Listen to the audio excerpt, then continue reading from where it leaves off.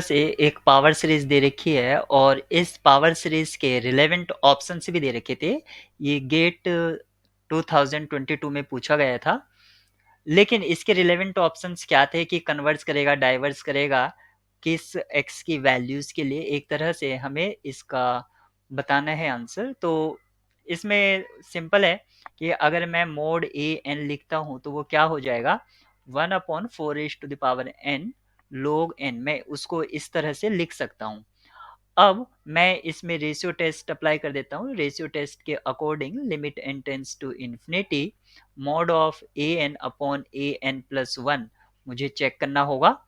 और अगर मैं इसको लिखता हूँ तो मैं इसको रीराइट कर सकता हूँ, limit n tends to infinity, ये हो जाएगा 1/4 n log n into 4n plus 1 into log n plus 1। यहाँ से आपका 4 बचेगा, कैंसिलेशन हो जाएगा।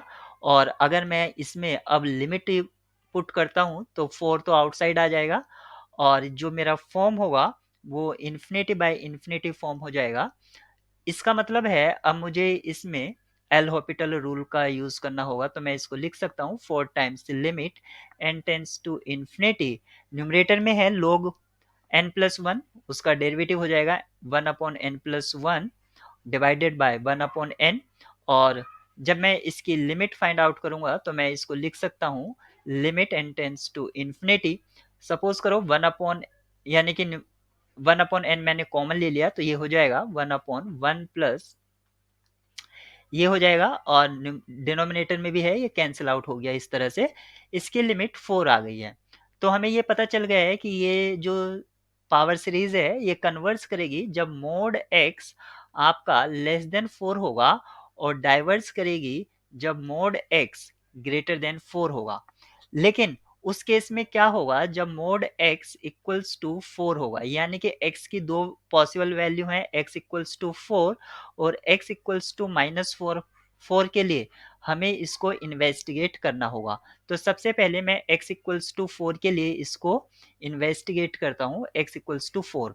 मैं इसको अगर पावर सीरीज में पुट कर देता हूँ तो मुझे जो पावर सीरीज है वो क्या मिलेगी, समेसन -1n 4 के power n upon 4 to the power n log n। यहाँ से ये कैंसिल आउट हो जाता है। फाइनली मुझे जो मिलता है -1/n अपॉन log n। और आप बाय लेबनिज टेस्ट से ये बता सकते हैं कि ये जो सीरीज है ये आपकी डाइवर्जेंट होती है, यानी कि summation A N 4 to the power n आपकी, सॉरी ये डाइवर्जेंट नहीं होगी, ये कन्वर्जेंट होगी। ये कन्वर्जेंट होगी, क्यों कन्वर्जेंट होगी, अगर मैं इसको पॉजिटिव टर्म सीरीज बनाऊंगा तो ये 1/log n हो जाएगा, यानी कि अगर मैं इसके लिए मॉड ऑफ ए एन लिखता हूं ये हो जाएगा। और आप यहां पर देख सकते हैं कि ये एक डिक्रीजिंग है, डिक्रीजिंग सीक्वेंस होगी, और इसकी जो लिमिट है वो 0 होगी। तो बाय लेबनिज टेस्ट से ये कन्वर्जेंट हो जाएगी। अब मुझे x इक्वल्स टू -4 के लिए चेक करना है। अगर मैं यहाँ पर x की जगह -4 पुट कर देता हूँ तो मुझे जो पावर सीरीज है वो कुछ इस तरह से मिलेगी, -4 to the power n upon 4 to the power n log n। ये मुझे मिलेगा इस टर्म का एक्सप्रेशन। और अगर मैं इसको फर्दर सिंप्लीफाई करके लिखता हूँ तो ये मैं क्या लिख सकता हूँ, -1 raise to the power n 4 की power n upon 4 raise to the power n log n। इस तरह से मैं इसको लिख सकता हूँ।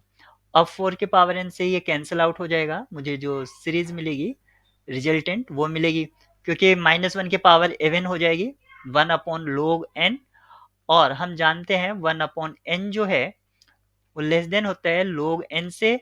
और इससे अगर हम सीरीज की बात करें तो ये डाइवर्जेंट होती है, तो ये वाली भी डाइवर्जेंट होगी। फाइनली ये डाइवर्जेंट हो गया है, यानी कि x इक्वल्स टू -4 के लिए आपकी जो पावर सीरीज है वो डाइवर्जेंट है। इसका मतलब हुआ कि x के किन वैल्यू के लिए सीरीज कन्वर्जेंट हो गई, लेस देन और इक्वल्स टू 4 के लिए, और डाइवर्जेंट हो गई है ये कन्वर्जेंट के लिए, और डाइवर्जेंट हो गई है मॉड x ग्रेटर देन 4 के लिए।